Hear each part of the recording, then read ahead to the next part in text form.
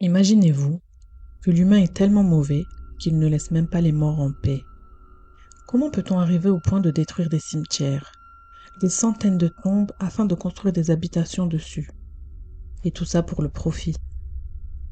La terre est ainsi mélangée aux linceuls et aux ossements humains, et on prive les défunts de leur demeure.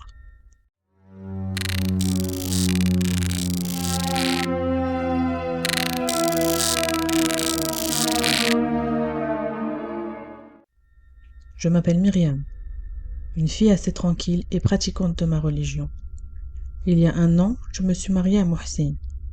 Nous vivons tous les deux chez ses parents, des personnes très gentilles qui, depuis le premier jour, me traitent comme leur propre fille.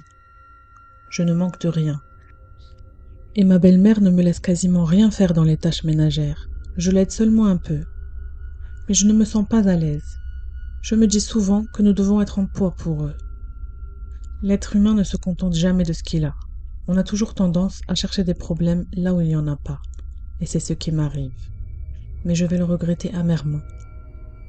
J'ai dit à mon mari qu'il était préférable qu'on ait notre propre logement pour être plus à l'aise. Il n'a pas refusé. Il a même validé l'idée. Nous en avons parlé à ses parents, qui nous ont dit que nous étions encore jeunes mariés et qu'on pouvait encore rester sans problème chez eux pour économiser. Mais ils ont été quand même très compréhensifs et n'ont montré aucun rejet à notre idée. Après une semaine, Mohsin me dit avoir trouvé une nouvelle résidence avec de jolis appartements très spacieux. Mais ce qui l'a le plus attiré, ce sont les prix de ces appartements. Le prix était dérisoire comparé au standing et à la surface des biens.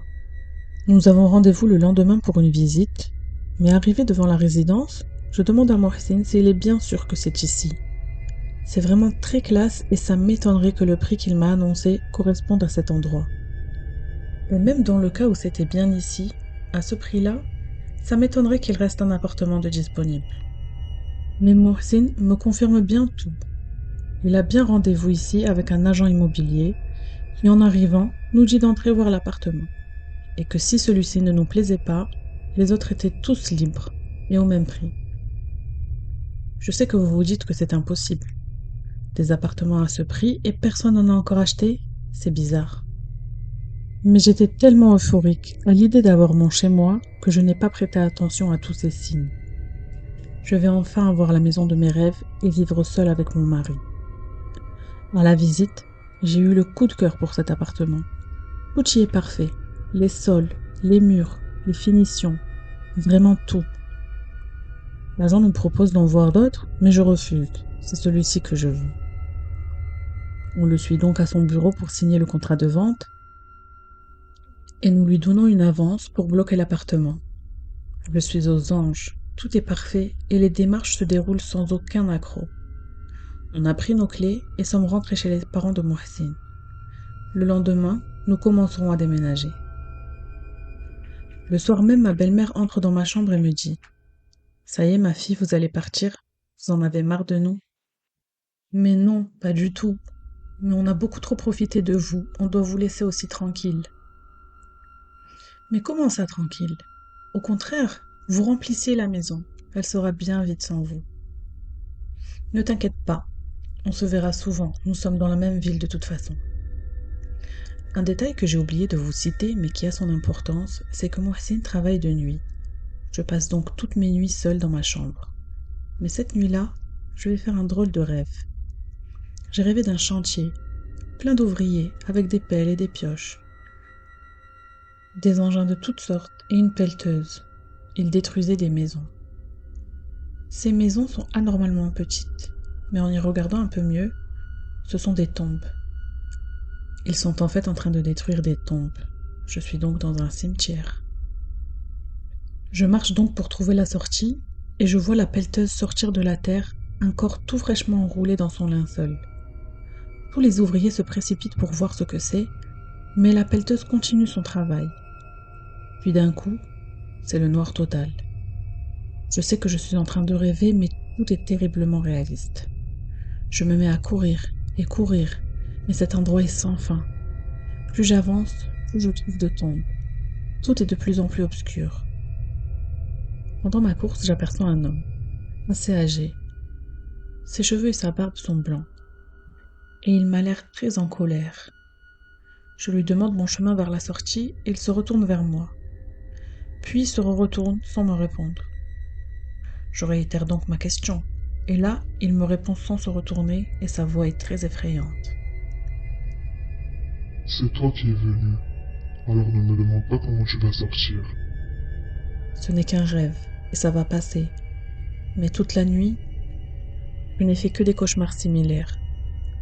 Au petit matin, Mohsen rentre enfin. Il se repose quelques heures et on commence le déménagement.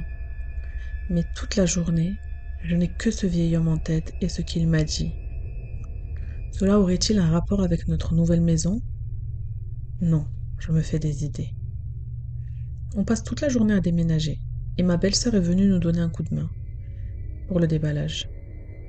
Le soir, quand on a fini, elle me dit qu'il est temps pour elle de partir, mais je refuse catégoriquement. Avec toute l'aide que tu m'as apportée, je vais pas te laisser partir. Prends une douche et dors avec moi ce soir. En plus, ton frère n'est pas là. Tu vas pas me laisser toute seule pour ma première nuit dans mon nouvel appart. Non, vraiment, je ne peux pas. J'ai des examens et en ce moment, je dois réviser. Eh ben, tu sais quoi? Va chercher tes livres et tes révisions et reviens passer la nuit avec moi. Le temps que tu reviennes, je préparerai le dîner. Ok, je vais les chercher alors. À tout à l'heure. Elle s'en est allée et je suis entrée dans la cuisine pour préparer le tout premier repas dans ma nouvelle maison. Mais je me remets vite à penser au vieillard. Je commençais vraiment à remettre en doute ce déménagement. Tu vois, t'étais tranquille chez tes beaux-parents. Quand Mohsen allait au travail, tu avais de la compagnie. Tu ne t'ennuyais pas, et maintenant tu vas être seule chaque nuit. Tu vas ressentir l'ennui, la tristesse et la solitude de la tombe. J'ai sursauté. Les mots solitude de la tombe sont sortis de ma bouche sans que je m'en rende compte. Quel rapport avec une tombe? Pourquoi j'ai dit ça? Ça doit être la fatigue du déménagement. Je reprends donc la préparation du repas. C'est à ce moment-là que je vois une ombre passer à toute vitesse au niveau de la porte de la cuisine. Oh, qu'est-ce qui m'arrive? Je prononce des mots involontairement. Je vois des ombres. Non, j'hallucine ou alors c'est une souris ou un chat.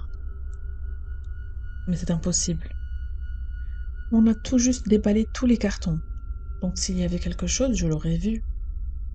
Pendant que je me pose toutes ces questions, l'ombre passe une deuxième fois. Cette fois, je suis sûre. Je l'ai bien vue et je n'hallucine pas. C'est bien l'ombre de quelqu'un en noir. La première chose qui me vient en tête, c'est le vieil homme. Lui aussi était en abaya noir. Là, un bruit étrange se fait entendre, comme un instrument à vent ou un meuble qui se déplace. Mais oh, je ne suis même pas encore remise de mes visions que maintenant j'entends des bruits. Je me rassure tant bien que mal en me disant que dans ce genre de bâtiment, on entend souvent ce qui se passe chez les voisins. Puis je vais me rappeler de quelque chose qui va me glacer le sang. L'agent immobilier nous a dit que personne n'avait encore acheté d'appartement et que nous étions les premiers dans tout l'immeuble. J'ai tout lâché de mes mains et j'ai fait le tour de la maison pour savoir d'où venait ce bruit. Mais rien. Plus de peur que de mal. Mais attends. Un complexe de 100 appartements. Et je suis toute seule dans toute la résidence. D'où vient ce bruit? Et en plus, pourquoi personne n'en a encore acheté alors que le prix est plus qu'attractif? 1000 questions fusent dans ma tête quand la sonnette retentit. C'est ma belle-sœur qui est de retour. Ouf, je ne suis plus seule.